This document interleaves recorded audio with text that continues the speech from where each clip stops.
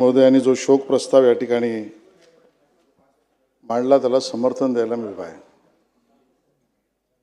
खऱ्या अर्थाने आज आपल्याला दिसतंय की सर्व सभागृह शोक वेदना दुःख याच्यामध्ये संपूर्णतः अखंडपणे बुडलंय की काय असं चित्र आज आपल्याला संपूर्णतः या सभागृहाचं दिसतंय।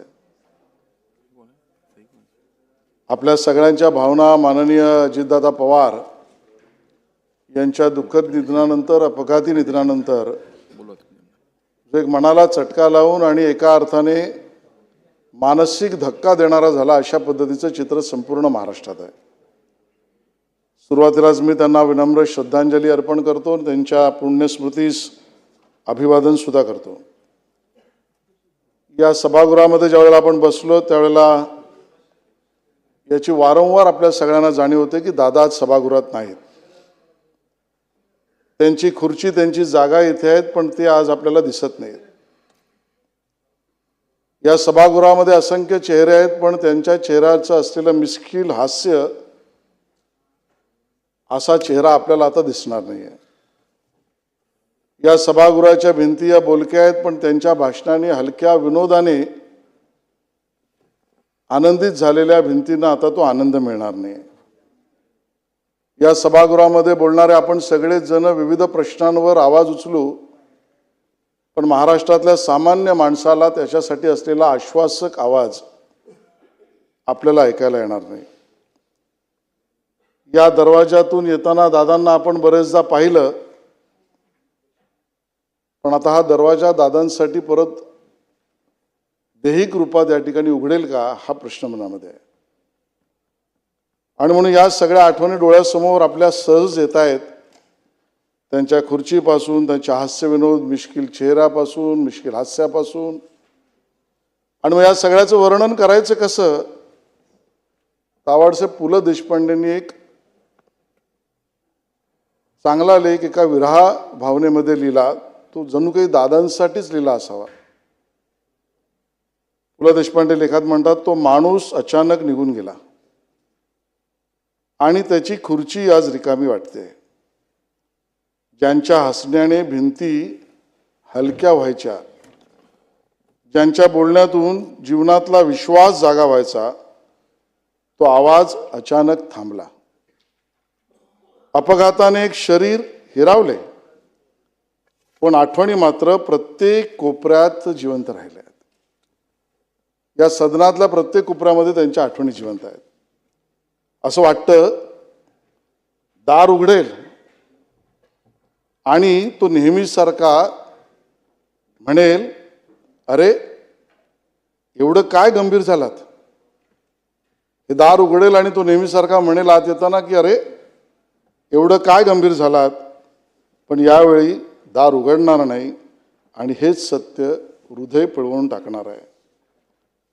मला असं वाटतं की हे वर्णन पु ल देशपांडेंनी ज्या कोणासाठी केलं असेल आज अजितदादांच्या विरहामध्ये त्यांची आठवण काढताना या सदनामध्ये आपल्या सगळ्यांना तेच भाव मनामध्ये आहेत असं चित्र आहे।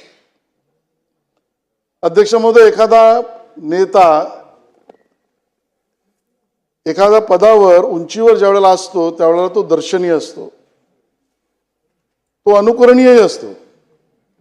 कारण आपण त्याला पाहतोय उंचीवर बसलेला त्या पदावर बसलेला त्यामुळे तो दर्शनीय आहे काहींना अनुकरणीय आहे।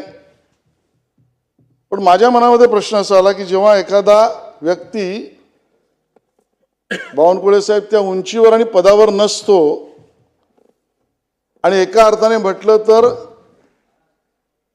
तो राजकीय किंवा त्या उंचीवरचा अदखल पात्र त्यावेळेला असतो त्यावेळेला तो कसा घडतो तो कसा वाढतो आणि एखादा मनुष्य समजायचा असेल नेता समजायचा असेल तर ते धुंडाळलं पाहिजे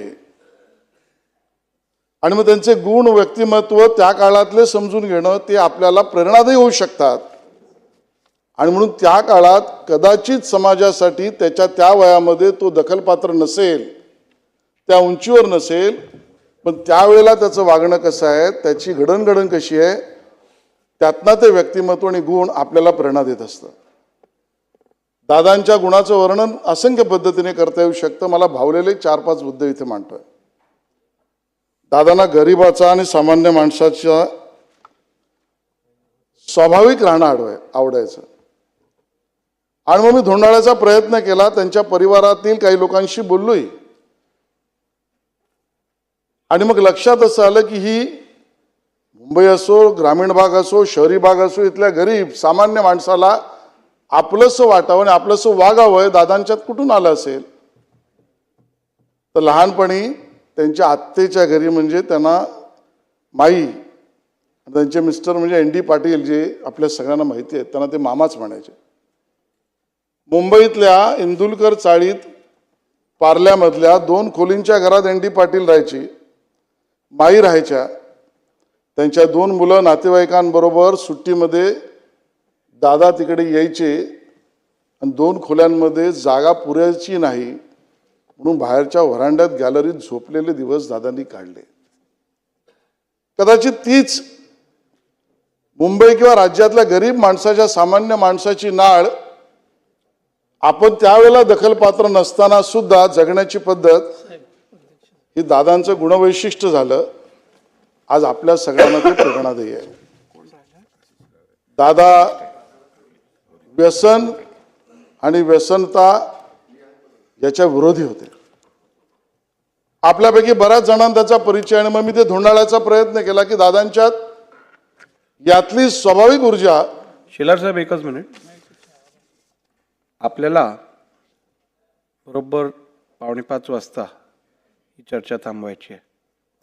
त्यामुळे माझी विनंती राहील सर्व सदस्यांना की आपण 4:40 ही चर्चा थांबवून शेवटी मला समारोप बोलायला लागेल. तर माझी विनंती राहील की सगळ्यांनी या 10 मिनिटात उरलेल्या 3-4 सदस्यांनी आपलं मत मांडावं. मी माझ्याकडून, माझ्या पक्षाकडून अजितदादांना श्रद्धांजली अर्पित करतो. बरोबरीने या ठिकाणी स्वरूपसिंग नाईकजी, शालिनताई पाटीलजी, राज पुरोहितजी, गंगाधर पटणेजी, निळकंठ फालकजी, विश्वास नांदेकरजी, रूपलेखा ढोरेजी यांना सुद्धा श्रद्धांजली अर्पित करतो. राज पुरोहित साहेबांबरोबर काम करण्याची संधी मला खूपदा मिळाली. त्यांचा मृत्यूसुद्धा ज्या आजारपणात, ज्या निवडणुकीच्या प्रचारात झाला, तो मनाला चटका लावणार आहे. ते दुःख कधी न भरणार आहे. मुंबईच्या राजकारणामधला ट्रेंड सेटर असा ज्याचा उल्लेख करता येईल असं राजकीय जीवन राजपुरोहितजी जगले. त्यांना मी या ठिकाणी आदरांजली वाहतो. चला शेलार, आपलं आवाड साहेब बोला.